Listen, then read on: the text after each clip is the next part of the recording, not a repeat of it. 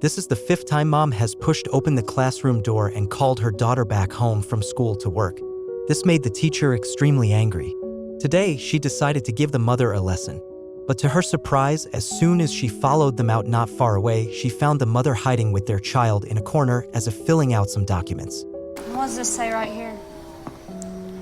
What previous experience do you have in the food service industry? It turns out this mother can't read, so she had to ask her daughter to help fill out a resume for job. At the sight of this, a bold idea came to the teacher's mind.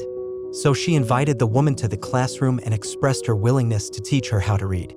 However, this act of kindness made the mother become extremely angry. You think you know anything about me?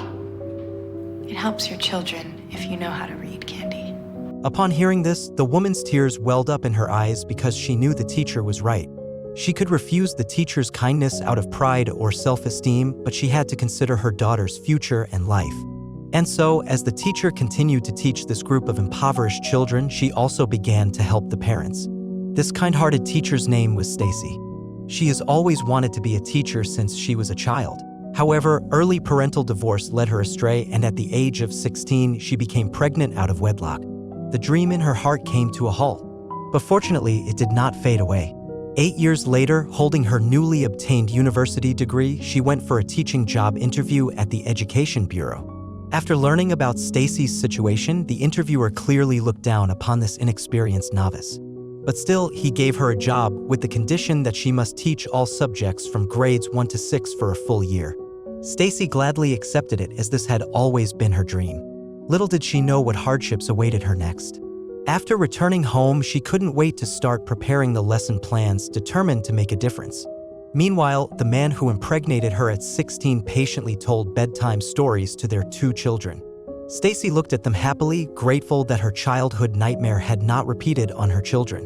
When the children fell asleep, the husband stood with his hands behind his back, asking his wife to guess which hand held a gift. Stacy guessed the left hand, which quickly changed to the right hand. Turning around, the husband revealed both hands holding a gift, a storage box for exam papers. He encouraged her, saying that she would do well the next day. With her husband's encouragement and her childhood dream in mind, Stacy went to school the next day. However, the address given by the Education Bureau seemed increasingly suspicious as she entered the town, seeing police officers arresting people and homeless people huddled outdoors for warmth. Stacy looked at the address in her hand, feeling a sense of fear as homeless people surrounded her.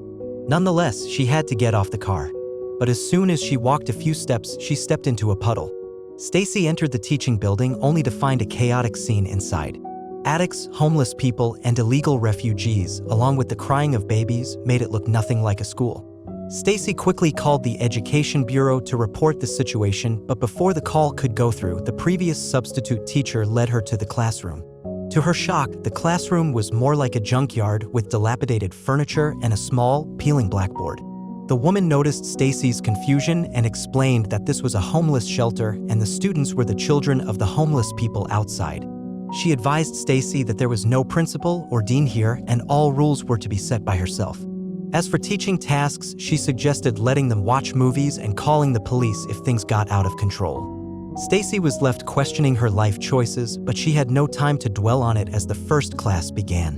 A boy named Danny muttered that a witch had just left, but now a clown had arrived. To quickly connect with the students, Stacy introduced herself using family photos and shared a skiing trip experience to Seattle, asking if they liked building snowmen. However, the students looked confused as they had never seen snow before. Stacy awkwardly switched topics, asking if anyone wanted to share about their holidays. A girl raised her hand to talk about visiting her father in prison, leading to a debate among the students about whether there was a Santa Claus in prison. Stacy had to awkwardly interrupt this topic again. But the next moment, the classroom suddenly started shaking. The teacher was scared, thinking it was an earthquake, but it turned out to be just a passing train. At that moment, a mouse was startled out and chaos ensued in the classroom, with the children screaming in fear. Stacy was also terrified, but she still bravely swept the mouse out of the door. This unexpected act earned her some respect from Danny, who had previously looked down on her. But only Stacy knew how terrible her first lesson in life was. After barely enduring until the end of the school day, Stacy sat defeated in the classroom. The administrator of the shelter praised her, but Stacy was still feeling discouraged about the environment and her performance. She believed she was pretending to be a teacher, and the kids had already saw through that. However, the administrator told her that despite her own view, the students actually liked her as their new teacher. At first, Stacy didn't believe the administrator's words, but when she found a bracelet on the podium with the words "My friend" on it, she smiled and ended the disastrous day. When she got home, she couldn't hold back her tears. The reality of her dream of an educational career seemed distant from what she had experienced. Seeing her dream within reach, she didn't want to give up easily. The next morning, she continued calling the education department to report the situation, but they dismissed her with a budget shortage excuse. Similar to the first day, the classroom was disrupted by a passing train, collapsing bookshelves, and tardy students. Due to the significant age differences among the students, Stacy decided to conduct a diagnostic test to determine their levels. However, a young boy complained of stomach pain during the test. Stacy found out that these children had never eaten breakfast since birth. She sympathetically shared her cereal bar with the boy, but the peace was short-lived.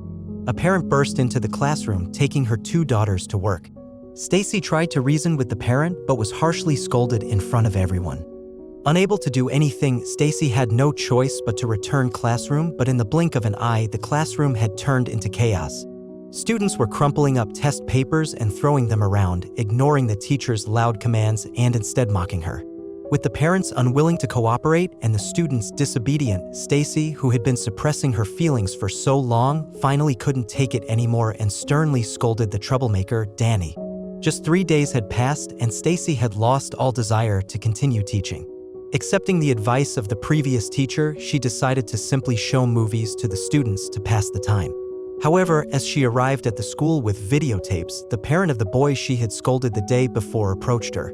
Expecting trouble, Stacy apologized only to be thanked by the parent for her discipline. The parent expressed gratitude, acknowledging the difficulty she faced in teaching her son due to her own circumstances. So she thanked Stacy for caring and disciplining her son. While the parents' words provided some encouragement to Stacy, she still doubted her ability to control the mischievous students. So she still brought a TV from home. At that moment, a nurse from the rescue station called her out to get a vaccine, but first had to test if she was pregnant. During the short absence, the TV was stolen by addicts. Upon returning, Stacy even politely helped them open the door. Back in the classroom, seeing the empty podium, Stacy completely lost it. She went to the hall to ask the homeless people, but they all showed an indifferent attitude. While chasing outside, the thieves had already escaped, but surprisingly, Danny, who had been scolded the day before, came to apologize. He told Stacy, "I know who stole the TV, but I can't tell you because in this homeless shelter, indifference and silence are the survival rules. After all, no one knows who will leave tomorrow, and nobody cares about us."